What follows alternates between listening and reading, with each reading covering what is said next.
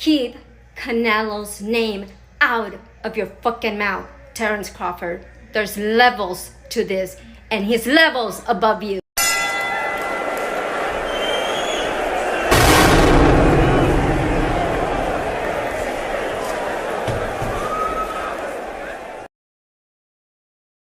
To make a change, I think I would love to see the rematch. I think in the rematch, if he comes back with the hunger that he needs, he could beat Crawford, because Crawford, you know, is very talented, but I think Canelo could beat him. Canelo's strong, man. Canelo's strong. Canelo could take a good punch, so I think he could just go and don't respect his punch and throw punches even though you're gonna get hit, but don't give up. Keep going until you hit him. So basically, what Robert Garcia is saying is to fight Terrence Crawford Mexican style. Doesn't make no sense. It doesn't work. Mexican style. I mean, didn't you try that with Floyd and Chino? How did that work out for you? Throwing so many punches, throwing to his shoulder, just throw, with no strategic, with no adjustments, with no nothing. That's their idea. And this is why Mexican boxing, there's no such thing as Mexican boxing, because the sweet science and Mexican style don't go together. This is why the Mexican style always get his head kicked in by the boxer, because Mexican style is without thought. It's without IQ. Boxing is to hit and not get hit, not just sit there and brawl, put your head down, swing, and hope for the best. That's what Mexican style is.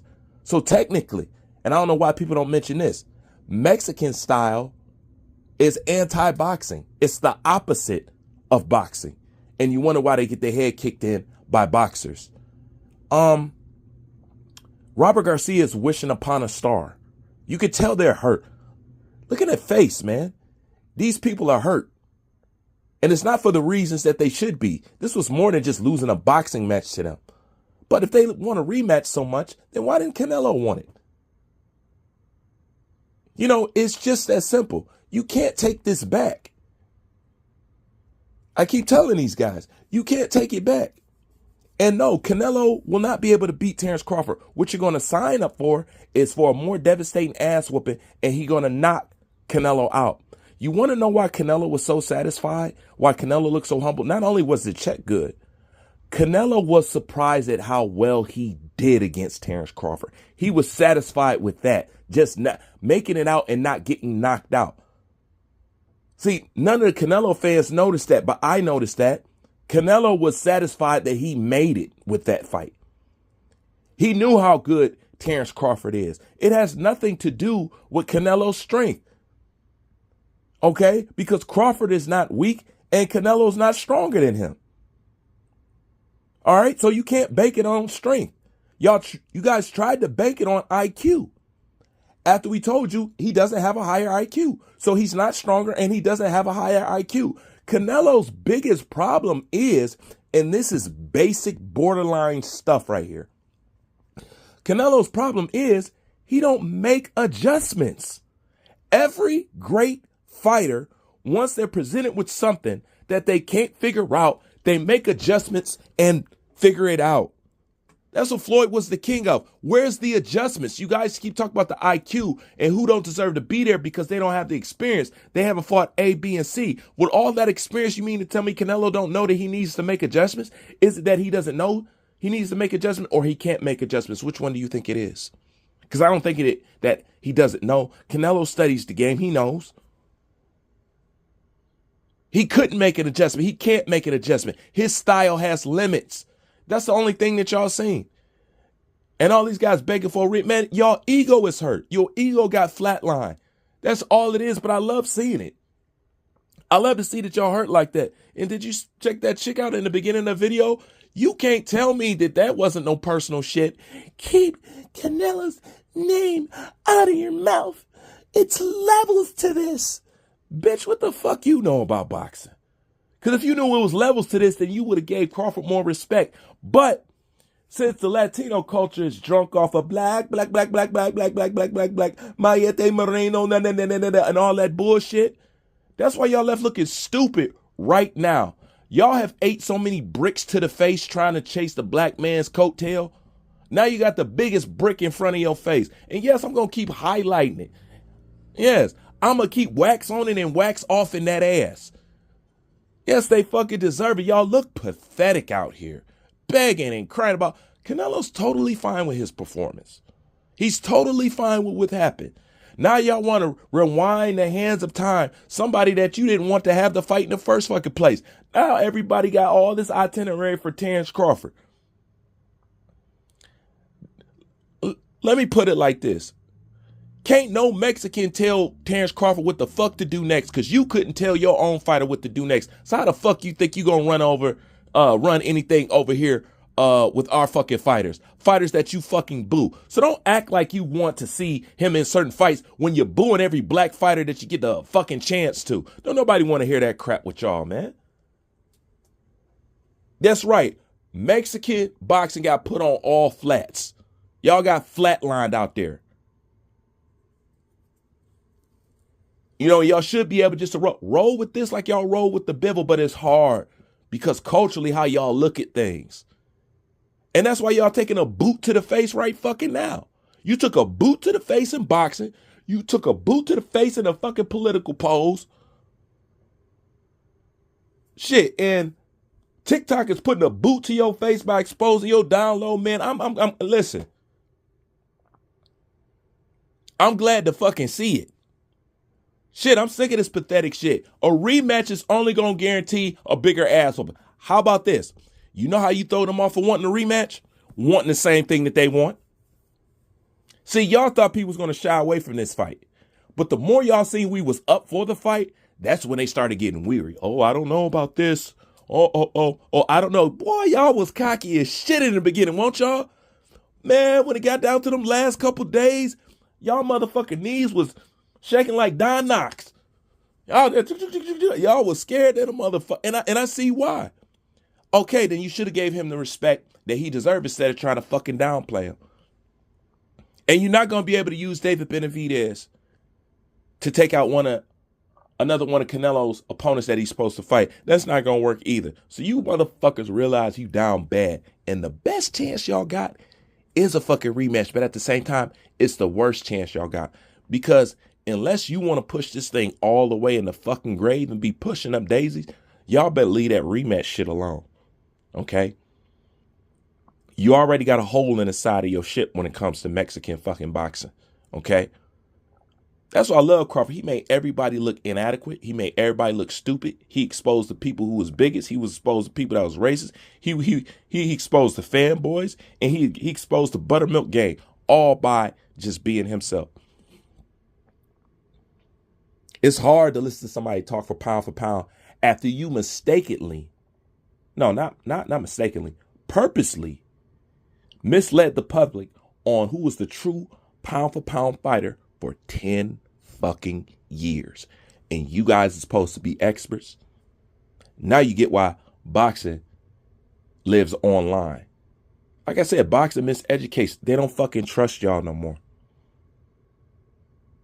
Between this shit and the Ryan Garcia shit, can't nobody say shit about boxing and being unfair and racism and all that, because we know that this sport is basically built off of that shit.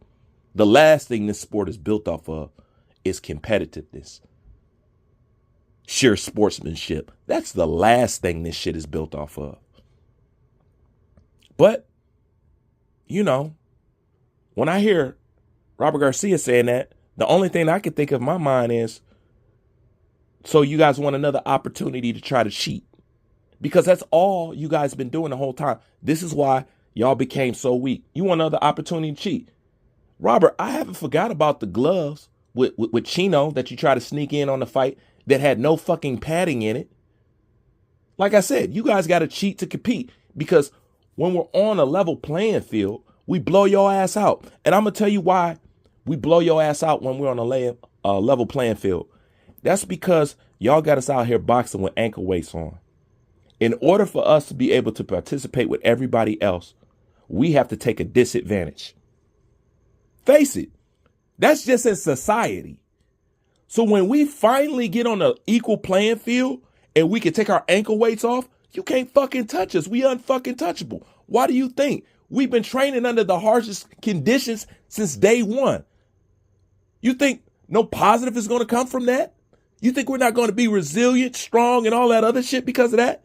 While the people who remain the beneficiaries of those things got weaker and weaker and weaker and weaker and weaker and weaker. And if you look at it, that's what happened to white American society. While they was benefiting off all the good shit, they got mentally weaker, physically weaker, emotionally weaker and weaker and weaker. Now they the biggest crybabies in the fucking country. They can't handle or take shit. Not even a racist guy getting killed by their own people. They have to blame you. That's weakness. That comes from eating too much sugar from the machine. Now your teeth is rotting. Okay? That is a direct reflection with society. Now y'all rotten because y'all done got fat.